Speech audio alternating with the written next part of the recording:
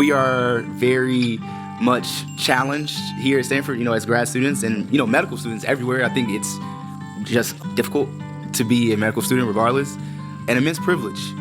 So for me, recognizing that I'm living out my dreams right now, how can I complain? I will say since being here, I've learned the term toxic positivity. That with a little masochism sprinkled in, but in general, recognizing how privileged I am helps me take the pressure off my first world problems of having to bike across campus fast or not doing as well on an exam, or these are pennies on the dollar to real issues people are facing, not just here in America, but throughout the world, especially in this point in time. So that just, for me, kind of almost makes me feel guilty about complaining, which again, sometimes can be toxic, but in general, that usually grounds me to recognize that I have a purpose and I should continue pushing towards that and try to pull people along with me, where I can.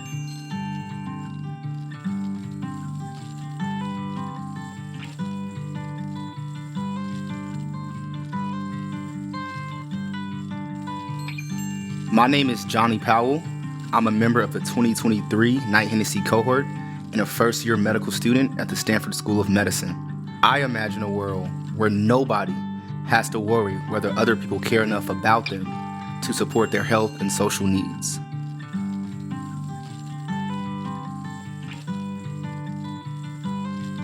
Welcome to the Imagine a World podcast from Knight-Hennessy Scholars.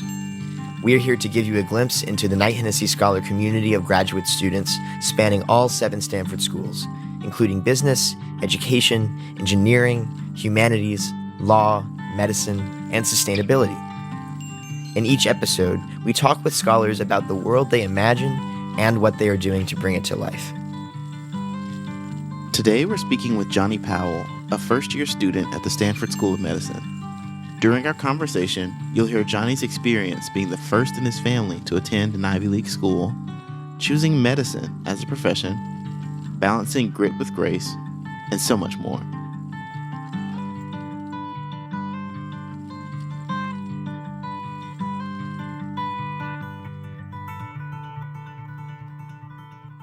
Hey, what's up, y'all? Welcome to another episode of the Imagine a World podcast. I am one of the co-hosts, Willie Thompson, a member of the 2022 cohort, doing some stuff at the business school, hopefully at school. We're still waiting on that admissions letter on my end. I'm joined by my amazing co-host and co-producer, Taylor Goss. How's it going, Willie? Going great, man. And we got a special guest today. Wait, what? Yeah, Oh, that's right. She's in the room with us. She's in the room. We got Sydney joining us from, actually, you know what, Sydney? Do your own introduction. Yeah, who are you?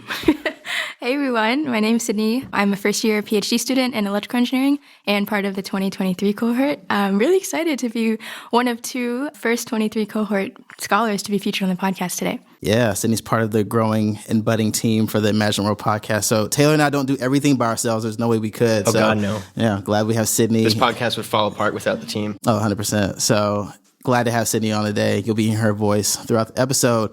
And as you heard in that Imagine a World statement, we've got the one and the only Johnny Powell joining, man. How you doing? Doing well.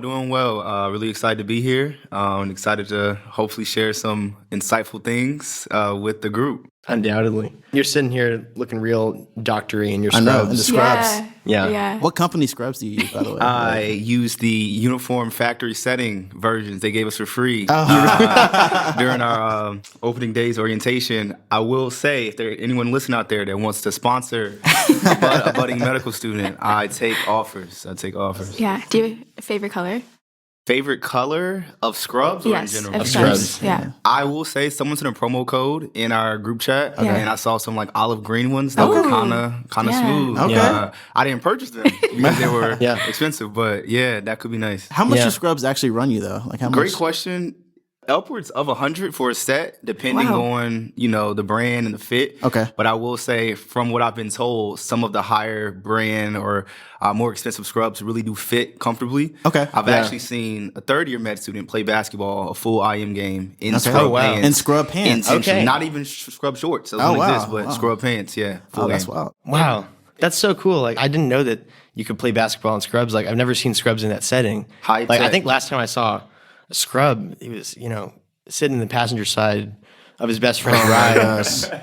It's trying to Love holler that. at me, actually. A man Oh of my culture. gosh. A Oh man my of goodness. culture. I knew it was going to be made at some point. I mean, so you had to. Yeah, I I'm had not to gonna lie. I cross was the thinking that threshold. before. I know you needed 10 or 11 care in your life. That's crazy.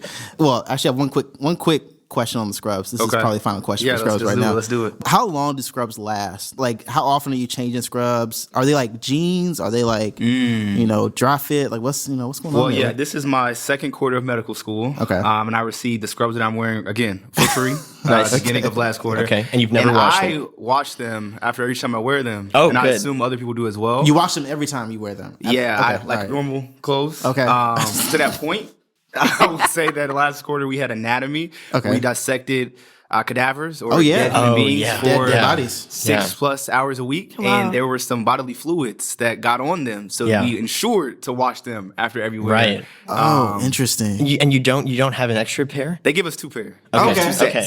So 2 sets. Excuse Yeah. me. 2 sets. Okay. Doing Two a lot of laundry scrubs. then, I guess. Yeah, we had anatomy every Tuesday and Thursday. So I did Yeah. laundry Okay. every weekend for sure. Yeah. Nice. Wow, 2 scrubs, one for Classy. the plug and one for the load. That's Yeah. crazy.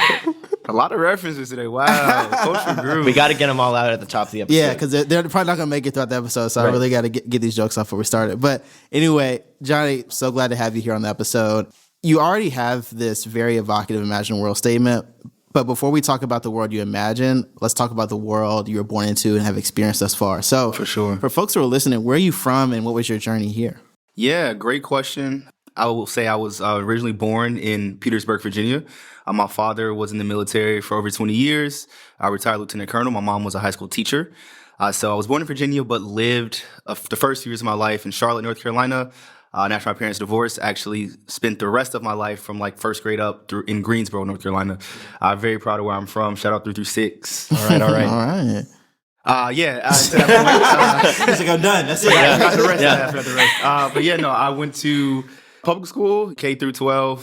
Really kind of had a diverse experience from my elementary school, which was predominantly black, and my mom actually worked there. Okay. So that was an interesting dynamic of being threatened by every teacher Isn't I that ever had. crazy? Yeah. My mom was a 5th grade teacher Okay, at my elementary yeah. school, and like everybody's acting out. But if I act out, it's like, can we go down the 100%. hallway, talk to your mom? That's crazy. Yeah. 100%. And it happens even after they leave. My mom was Yeah. a teacher at my high school, but then she switched schools. But the teacher still knew who I was, and That's crazy. you The still worst get. part is I would say my mom would even use me as an example. I'd be called into the hallway and she says, yeah, I just needed to, make it look bad for the other kids. I need to set the tone. So yeah, it was cool. I think having an educator in the home definitely, put me in the right direction to take school, a little more seriously, and whatnot. But yeah, through that, I graduated high school and was admitted to Harvard. I will say I was the first person in my family to not attend an HBCU at the time. Most of the folks in my family went to North Carolina A&T State University. Aggies. Aggie Pride, shout out G-Ho. Other side of my family went to North Carolina Central University, which is actually A&T's rival, about 45 minutes down the road. For me, going to Harvard was a huge culture shock. But there, got really acquainted with a few affinity groups, a lot of service orgs out in the Boston community. And after graduation, spent a few years in consulting, Bain & Company in Chicago, and then my most recent gap year in clinical research at the University of Chicago. And that has all brought me here to Stanford School of Medicine. Incredibly grateful for the journey. That's an impressive journey. Could we wind it back? No, for sure. To high school. Yeah. And when you're thinking of applying to Harvard Yeah. and sort of, diverting from the path that some of your sure. relatives had taken, what was your thought process there? I say this as humbly as I know how. In high school, I always thought I would probably go to A&T or maybe, be admitted to UNC Chapel Hill or maybe be admitted to Duke, the state schools, in my area that were fairly competitive. Hope I don't regret admitting this, but there's a movie that was actually released my junior year in high school called Dope. It's about a kid who went to an underserved school in, I guess, Great Los Angeles County. LA, yeah. He was black. He took academics seriously, also kind of had like a hip hop affinity, and cultural affinity similar to myself. And he applied to Harvard, and at the end of the movie, he got in.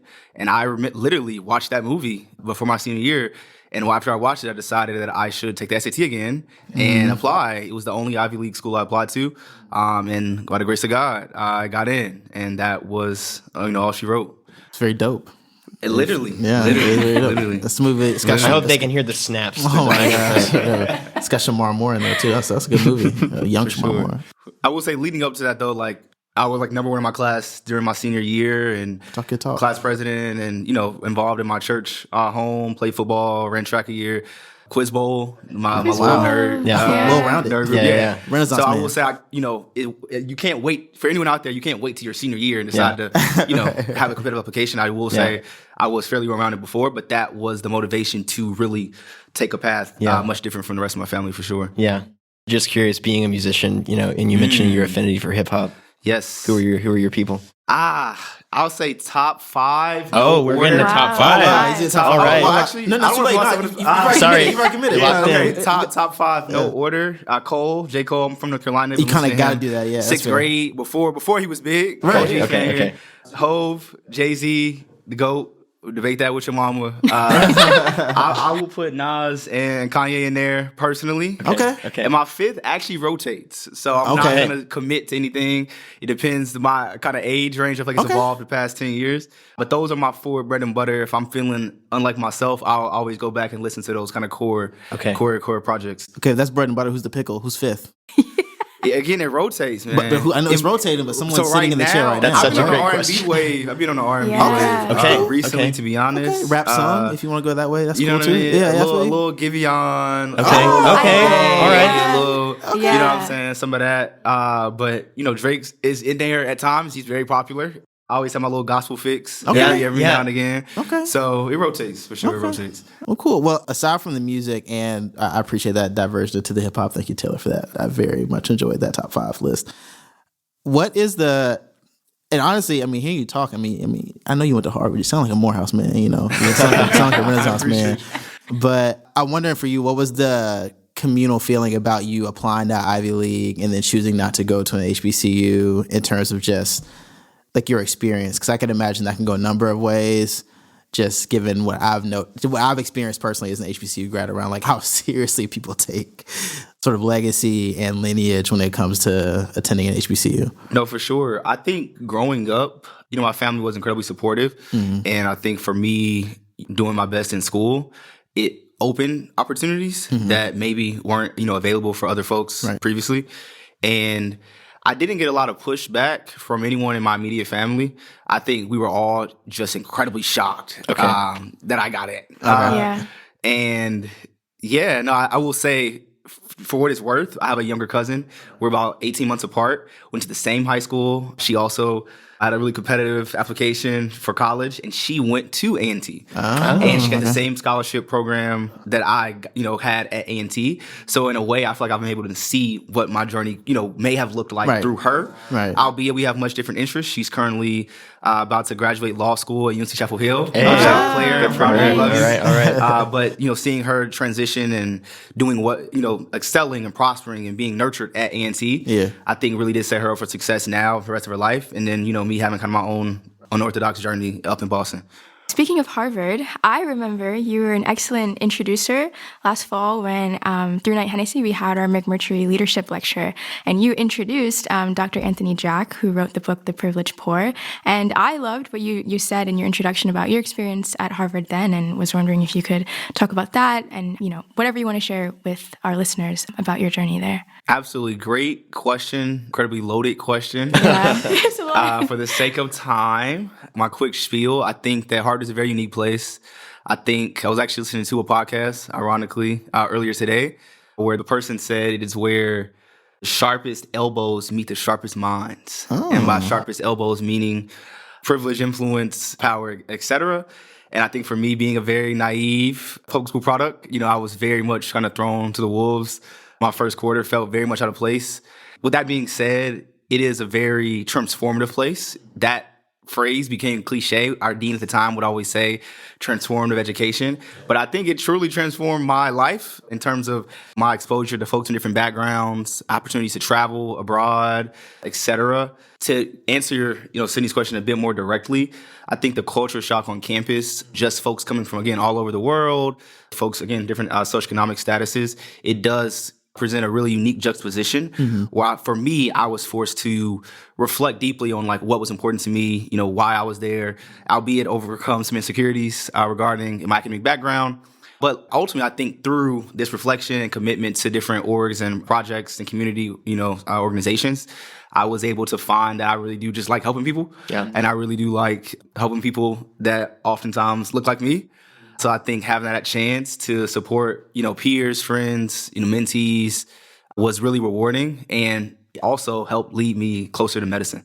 You actually teed that up quite well. How do you get into medicine as a profession coming out of undergrad? Or just even like, when do you start having this inkling that I want to go into medicine, I want to be Johnny Powell, MD. Yeah.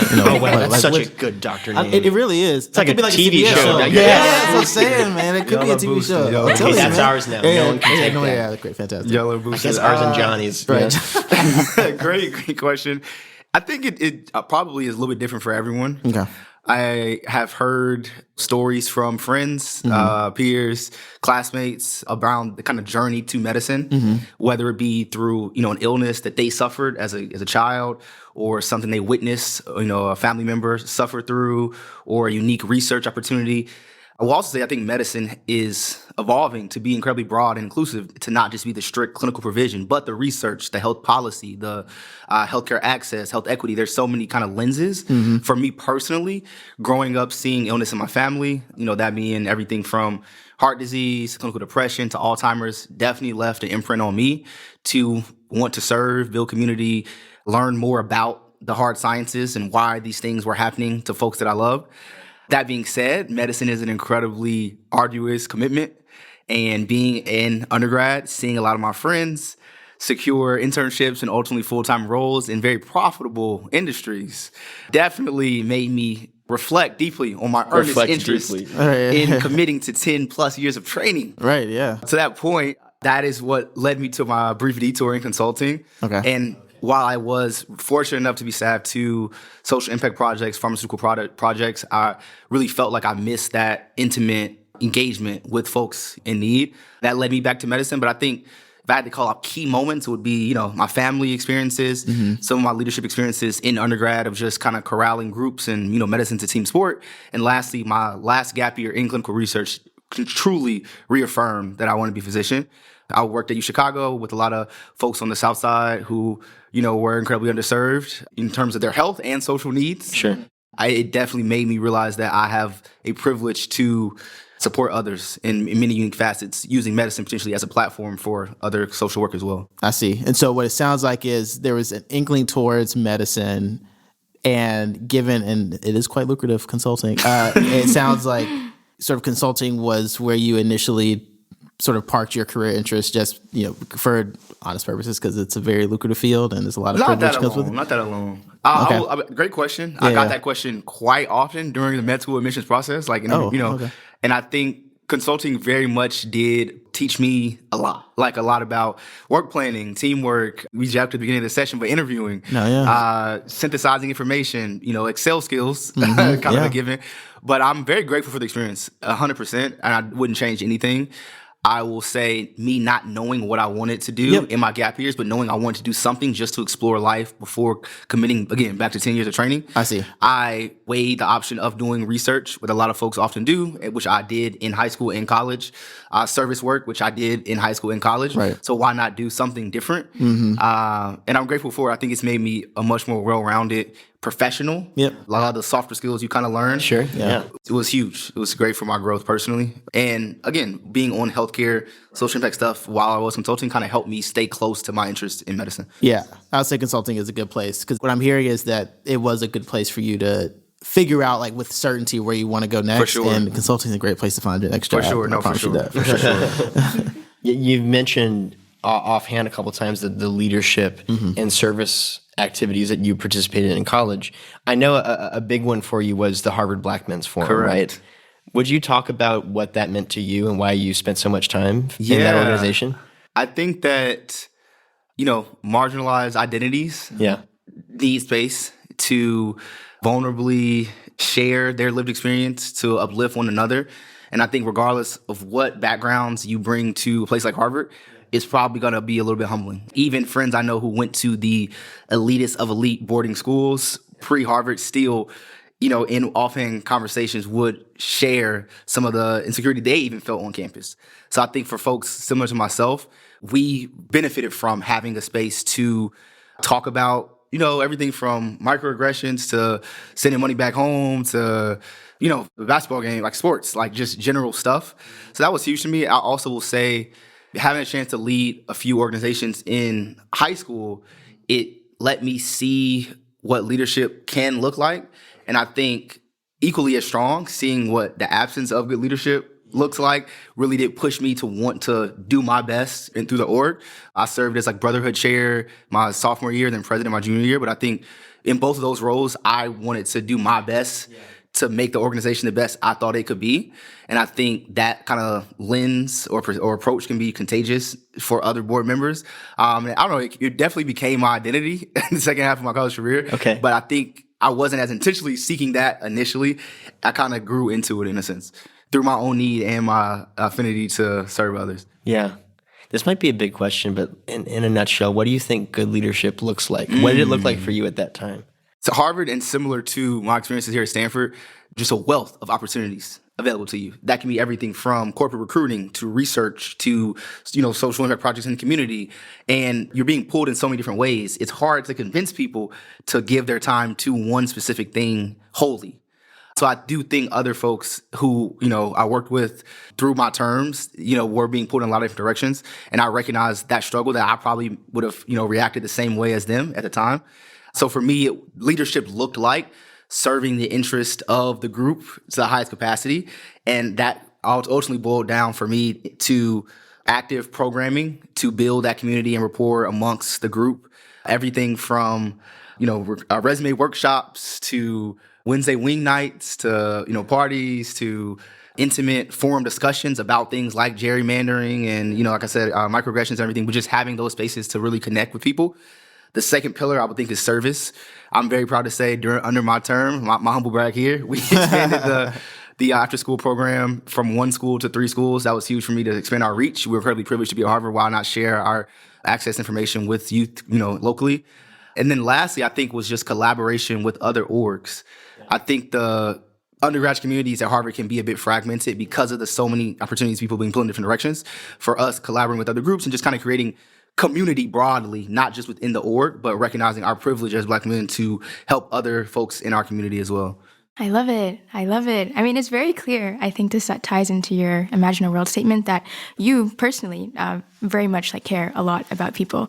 I'm curious to know though, how do you, where did this statement come from? Because you're talking about where no one has to worry about, where other people care enough about them to support their health and social needs. How do you convince someone that that is a world that we should be living in? Because I believe you believe that, and it's very clear through your actions that you put your money where your mouth is. But I want to know, what made you pick this statement? Very kind compliments asked question there, so thank you, Sydney. I think that something that frustrates me is the amount of focus put on identifying problems. Not to get myself in trouble, but in medicine and even in other fields, and there is not as much time or resources put into addressing problems.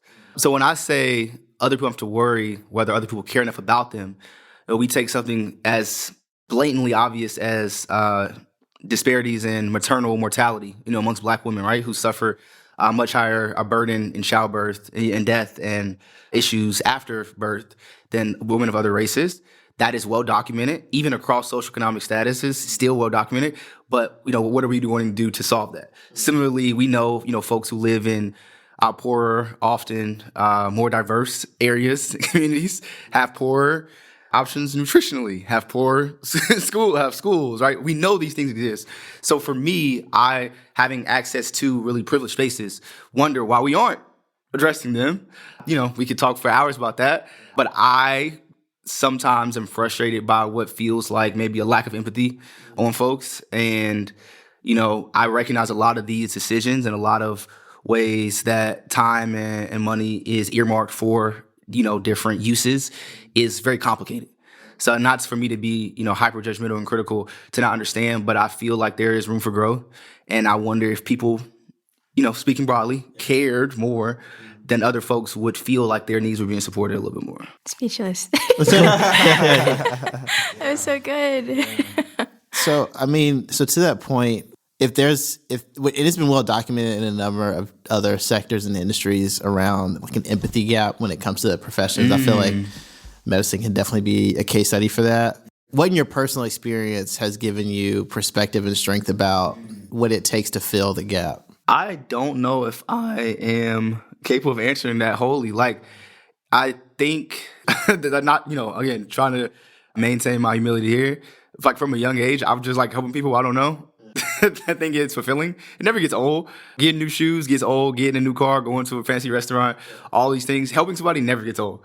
And I don't know if it was supporting folks in my family or, people at school. I don't know. That fills my cup. And I think it definitely fills other people's cup as well. But I think that, again, as human beings, are being put in a lot of different directions. And it's oftentimes really hard to put someone else's needs above your own. So just the prioritization of time can be tough. But yeah, again, family experiences, my service experiences, through high school, mentoring elementary schools and college, my work with patients who didn't have as many resources and had poor health outcomes, all of those things in aggregate have, helped me realize what I love to do. And I'm pretty confident about that now after doing other things for a little bit that maybe were kinder to myself. Yeah. The confidence comes through. Yeah, the confidence and the optimism. For sure. So much so, actually. Your optimism always comes through. We sent out a little survey to the 2023 cohort. Lord. And I asked them to give us a few things that we admire about Johnny, that we love about Johnny, questions that we want to ask him. And I'm not exaggerating. I have the data right here. People were talking about how, quote, how welcoming he is and greets everyone with a smile. People admired your 6 a.m. gym grind every day, your motivational quotes on your Instagram, hashtag be great. We love it. My favorite Instagram quote was, how are you going to be mad on vacation? Yes. So good. So good. And so it's very clear from everyone within Knight-Hennessy, especially this 23 cohort, that you just radiate this sunshine anytime you step into a room. But someone asked, how do you deal with bad days? Especially considering how tough grad school at Stanford can be, especially med school. I mean, you cutting up dead bodies and stuff, man. That's wild stuff. To be honest, I would say taking the focus off myself. We are very much challenged here at Stanford, as grad students and, medical students everywhere. I think it's just difficult to be a medical student regardless. Yep. An immense privilege. So for me, recognizing that I'm living out my dreams right now, how can I complain? I will say since being here, I've learned the term toxic positivity. That's also a thing. Yes, sir. And I think that sometimes I might lean into that a little bit. Yes, sir. That with a little masochism sprinkled in. But in general, recognizing how privileged I am helps me take the pressure off my first world problems of having to bike across campus fast or not doing as well on an exam, or these are pennies on the dollar to real issues people are facing, not just here in America, but throughout the world, especially in this point in time. So that just, for me, kind of almost makes me feel guilty about complaining, which again, sometimes can be toxic. But in general, that usually grounds me to recognize that I have a purpose and I should continue pushing towards that and try to pull people along with me, where I can. Yeah. It's a good reflection. How do you know the line between gaslighting yourself versus actually recognizing that, this is something that we should deal with and we can sit with? Because I also sometimes make myself so busy that I don't have to sit, with my emotions and reflect on. It is tough, it's tough. So what's your way of navigating that gray area? Yeah, I think there are two very poignant periods of life that I get called to when thinking about challenging circumstances. One, my sophomore fall of college, I very much overextended myself. At the time, I was taking organic chemistry and multivariable calculus. Good Lord. I had 2 part-time jobs, and I had 2 board positions, one of them being BMF Brotherhood Chair, and I still tried to go to the gym at 6 a.m. every day. So for about 6 weeks out of the quarter, the semester, I only slept 4 or 5 hours a night. And I got actually really sick to the point of where I had a cold that evolved into an ear infection. I couldn't even hear out my ear. And at that point, I forced myself to go to the doctor. And then over winter break, I literally just slept the whole time and kind of recovered. And I think my body low-key broke down, where I had to recognize you have to choose yourself sometimes. Additionally, my senior spring, shout out COVID, I also undertook a pretty rigorous journey for an organization. And I think both of those two experiences helped me strengthen my grit a little bit. So a lot of things now, again, we're very blessed to be here. Yep. Stressing about a test, that doesn't bother me as much as other things that may feel a little more intense. Yeah, but to that point, you mentioned the grit. What do you do now to insert grace with yourself, right? So, I mean, I feel like the grit's like something that people who, especially speaking as a Black man, grit can be the grit can become an idol almost to some degree. So how do you imbue grace and sort of how you navigate your day-to-day now at this point in your life? I think a big stress reliever for me is, unironically, going to the gym at 6 a.m. I have a friend who quoted me saying going to the gym is spiritual healing. So I feel that some days. You can see people in the gym, they have their headphones in, hoodies on, fighting demons. Some days that is literally me. Right. Like literally lifting out my frustration and stress. I will also say prayer is huge for me, unabashedly turning things over. Everyone's entitled to their own religion, but for me, I grew up Christian. Mm-hmm. So that also gives me a sense of peace in my life. And more recently, I think medical school actually brought this out of me. I've been trying to meditate a little bit. Okay. Oh, And nice. I used to think meditation was some grand master Zen floating in the air Yeah, I feel you. type practice. Yeah, no, I feel you. Yeah, but yeah. it's really just sitting If with your anyone can eyes do it, closed, I think you can. not looking at your phone, just thinking about your breath. And it's very hard because we're so wired and our attention spans are so short. It's so hard. So even doing that and me forcing myself to return back to something simple like my breath or whatever helps me control my thoughts throughout the day when I start, stressing about something else. So those would be my big three: gym, prayer, and meditation, which I'm still learning. I don't want to make it sound like I'm a pro or anything in that. Yeah. Oh, sure. So healthy. No wonder you know. could be a doctor. I know, right? I feel like Justin come into the room, waiting room, and like, man, you look too healthy to be a doctor. Look, hey, don't ask me about eating habits. Well, you're still young. Your metabolism's still moving fast, so you're still That's a good. different story. Malnourished, low key. That's a different story. You talk about finding this place within yourself to be centered and find peace. Mm-hmm. Has there been any part of the Stanford community, maybe the Knight-Hennessy community, that's sort of served a similar purpose? Absolutely. I was actually talking with a friend about this more recently, that I don't feel as close to all of my med school class. And I think that, there are only 90 of us. I think other schools are a little bit larger. With that being said, reflecting on friendships I've had throughout my life, I'm kind of a friend group jumper in a sense. I find community in different places for different purposes. Yeah. So I am pretty close with a handful of folks in my med school class. I'm also pretty close with a handful of folks in KH. There's a close friend of mine who is a current business school student that I've known since my freshman year of college. So having that kind of longitudinal relationship now here on campus has also been really important to me. Yeah. And then, family, calling my mom. She doesn't get sick of hearing me complain. Yeah. And, We other saw friends. a lot of your mom on Instagram. Oh, yeah. That's my dog. Yeah. That's my mom. And I think, finding community from places and really being self-aware when you're not feeling your best to have those conversations and lean on that support system, I think is huge. And I've definitely got better at that. Med school has brought that out of me for sure. Can you talk about the relationship you have with your mom and how she's played a distinct role in your life? I think, as has been mentioned, your mother is mentioned quite often in the social media posts. And it's always mentioned from the collective perspective. We do this. And so I find that very endearing. And so I wonder if you can share a little bit about your mom, because I think there's even a quote that says, "We graduated cum laude from Harvard College with a BA in chemistry today. Mama!" Yes, sir. And I promise to keep making you proud, man.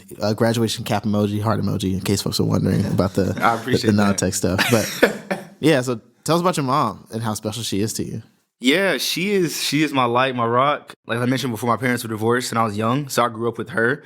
My father and I are also, pretty close as well. Like I have a lot of love for him and he's taught me a lot. But, being in the home with her, like I come home from school, I'm stressed. She sees that. Social problems, friends, partners type deal. She usually gives pretty significant wisdom in those areas. And I will also say keeping me grounded, both from getting too full of myself and keeping me. Black moms will do that. They definitely will humble you with the quickness. And I need that. I definitely need that sometimes. But also when I started getting too focused on a goal. For example, at one point studying for the MCAT, it was over Christmas break. And I tried to tell my mom that I was gonna like skip Christmas. Like I was just gonna stay studying like the whole day, not go to dinner, not go.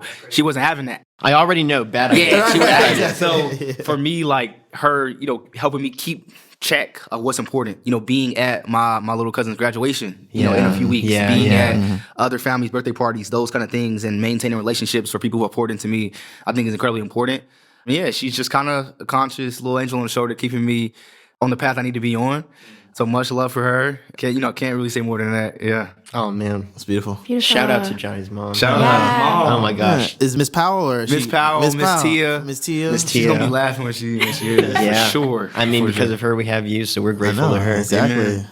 So, Johnny, speaking of our favorite social media quotes that you've had, Lordy. the first one being celebrating your mama and how amazing she is. One that I very much resonate with is you can't be what you can't see. And actually, funny enough, today on your Instagram story, I saw that you were in what looked like a classroom, In perhaps the teaching. elementary Was school. it 500 pre-med people? No, that's Oh, something that's else. another thing. different. That's Oh, a that's different crazy. thing. I can't That's even a keep different up. thing. That's too Yeah. much, man. Yeah, Y'all yeah. research breakdown. Too I know, many, right? Y'all too are many too much. things to celebrate Johnny about. So I want to know, where does that statement come from? And it seems like you're really putting, again, your money to where your mouth is about empowering that next generation. And how do you find a way to incorporate that in your life? What makes it a priority for you? First off, very admittedly, a lot of the things I say, I'm not original in their creation. There are a lot of little lessons, sayings you hear growing up in a black household, you hear growing up in a black church Amen. that Yeah. stick with you. Because you 100%. get told so many times that whenever I'm thinking about doing something stupid, I can't not hear them. Right. So what often happens with these quotes is that's what I'm telling myself. And then I'm like, you know what? Let me just share that with everybody else for the one time. With that being said, you can't be what you can't see. I'm sure there's countless people that have said that before. I'm not the first by any means. But I think, particularly when it pertains to medicine, there is a very much shortage of diversity. I believe there's a stat that in 1960s, 2.4% of physicians in the United States were black men. And in 2018, it was 2.3. It actually went down over 60 years, which I think is pretty terrible. So well, you can't be what you can't see. Again, very cliche. We need people who are in roles to be the role models that they can be. Another thing I think that oftentimes happens is, being a young black dude, the doctors aren't the most cool. Admittedly, Oh, 100%. right? Everybody else, everything else is Absolutely cooler not. than going to school for 10 years. So for me, I hope to be myself as unapologetically as I can without, ruining my life. But also being a very relatable example of what a doctor could be, or that can also extend to, what an attorney could be, or what a teacher could be, anything. So I feel like everybody has a job to be the best version of themselves, not only for themselves or those that are serving, but to serve as an example for other people. Especially if you come from marginal identity, I feel like that is what they say, the minority tax is, unfortunate. It can feel like a burden sometimes, but I feel especially empowered to be myself and show people, or young people, that it's possible and that you can still be yourself in the process to an extent. Yeah, it feels very full circle. You talked in the beginning about your movie, seeing, a black man go to movie Harvard. inspired me. So now someone to listen to this podcast and be like, oh, now I'm going to do what Johnny's They're doing. gonna be like, I'm gonna apply to 21 different med schools. Yeah. and get it all Right. right. Get accepted to every single Not one. apply, accepted to Accepted, 21 med schools. Accepted to 21. Actually, Oh, my let's go to gosh. research here. So you got into 20. First off, I got a couple questions about this med school situation. So you got into 21. How many did you apply to? I'll say on record here, at least 30. Okay, at least 30. I Hey, would say that's pretty Wow. good return. That's a very good return. That's more than half, yeah. Yeah, I'll say at The least- math I'll say does at least math. 30. Quick math. I was pretty. I'm gonna be honest. I was pretty scared. Medical school admissions is very competitive and stressful. Right. And I had a few friends who were stressed throughout their cycle. So for me, because I was in a fairly privileged position, from my consulting background, I was able to afford to apply. That's something else I can just mention on the interesting. record. Medical education is kind of inaccessible. It's very something that people are aware of. But Yeah. people don't have to worry whether or not other people care enough Right. about them. Right. It costs a lot of money to apply to school. How much does it cost to apply to med school? Yeah, 'cause- Primaries kind of that you do it all at once. Okay. And I want to say probably 30 each, but then secondaries, which are the essays, can be $100 per Each school. Wait, each school? for each school. Yeah, it's crazy. And that doesn't even mention pre-COVID, folks had to pay for their own flight to go to Oh, the school yeah, I to remember that, interview and potentially be told they weren't going to get in. Right, so right. we're talking, I have friends in undergrad who took out Loans. 7-10K of debt just to maybe not become a doctor, which is crazy. Not to mention medical school itself is incredibly expensive. Right. Yeah, I was very privileged to be able to be in a position to apply to schools. And very grateful that things worked out well for me. Very, very blessed. Yeah, very blessed. What's the average number of schools someone applies to from med school? I think pre-COVID, maybe 20, 25. Yeah. I think post-COVID, probably 25, 30, maybe more. Oh, interesting. During Okay. COVID, because folks didn't have to pay, remote interviews, virtual interviews were introduced, and since then they've persisted.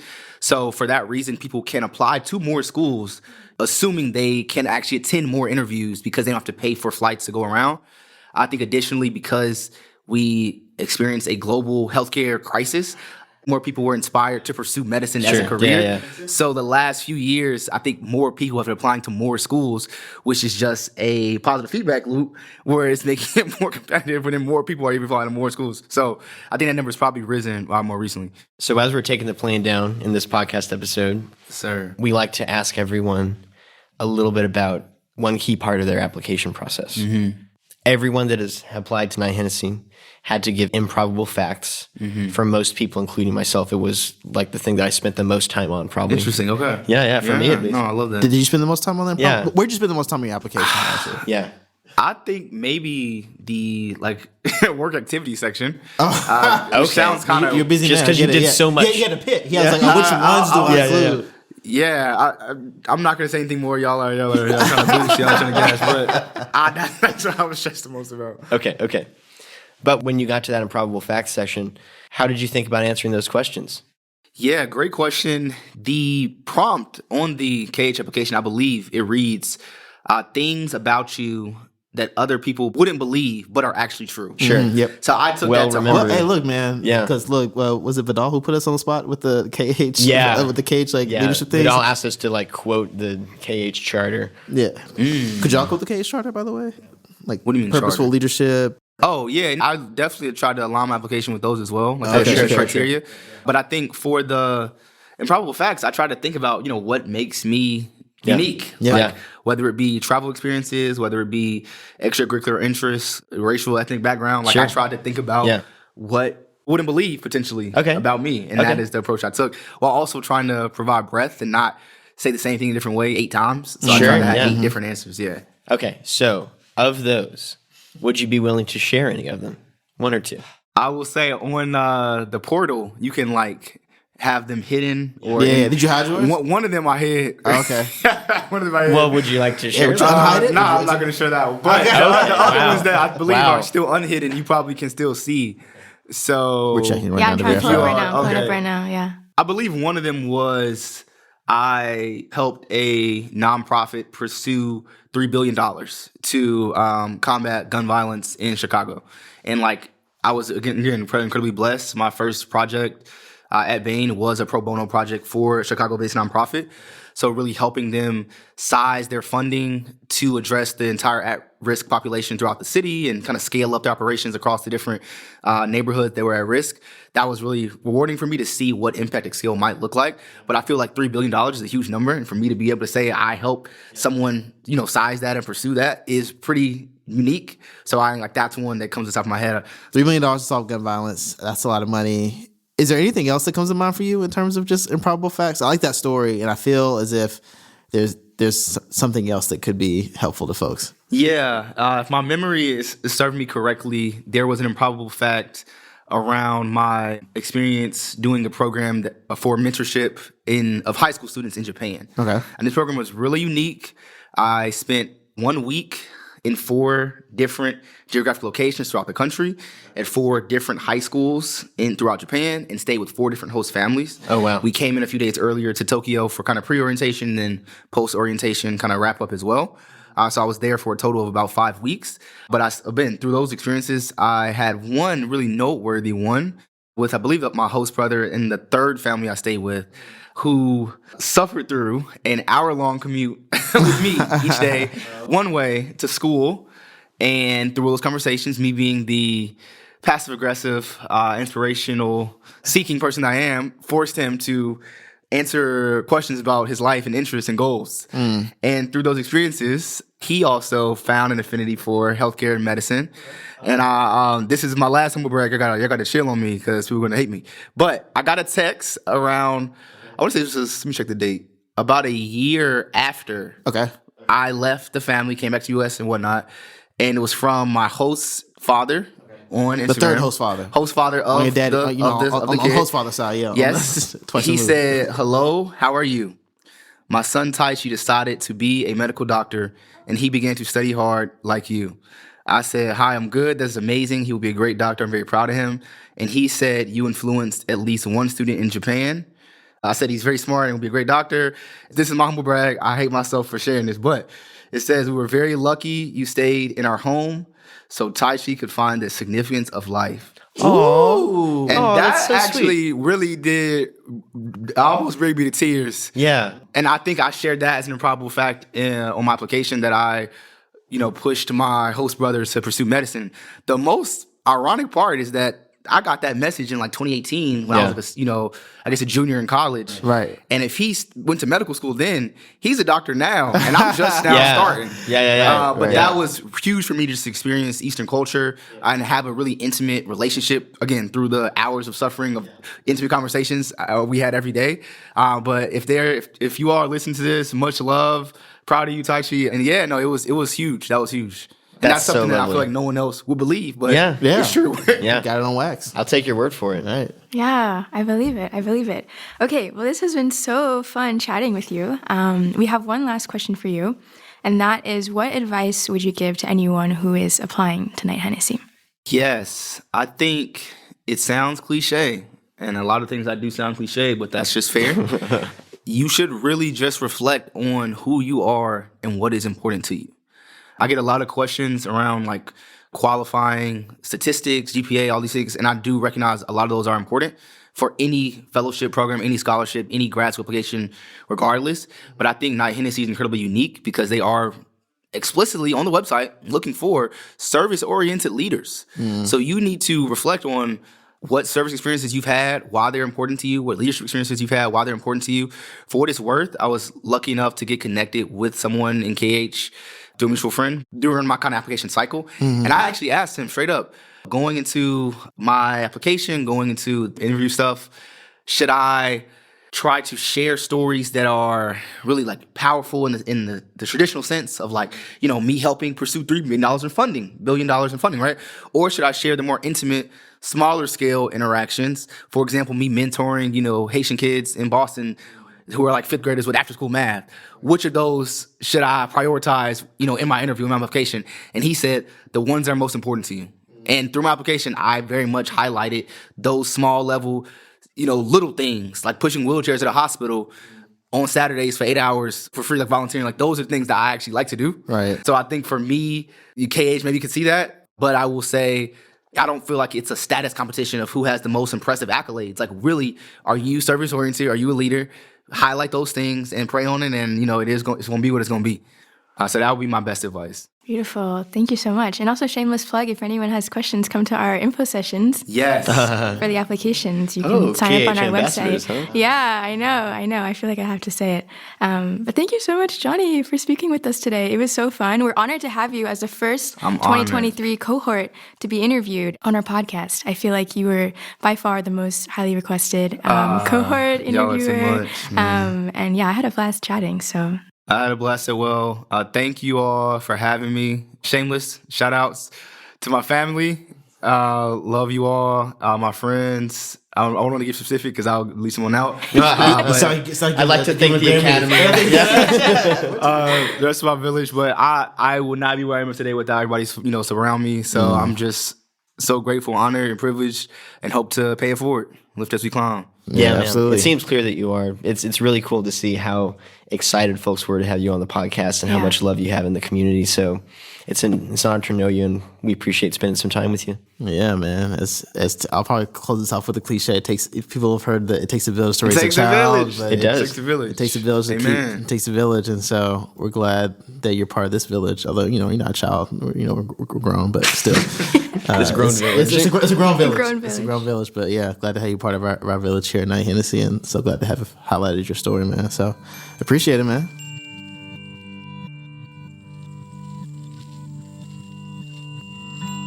Thank you for joining us for this episode of Imagine a World, where we hear from inspiring members of the KHS community who are making significant contributions in their respective fields, challenging the status quo, and pushing the boundaries of what is possible as they imagine the world they want to see.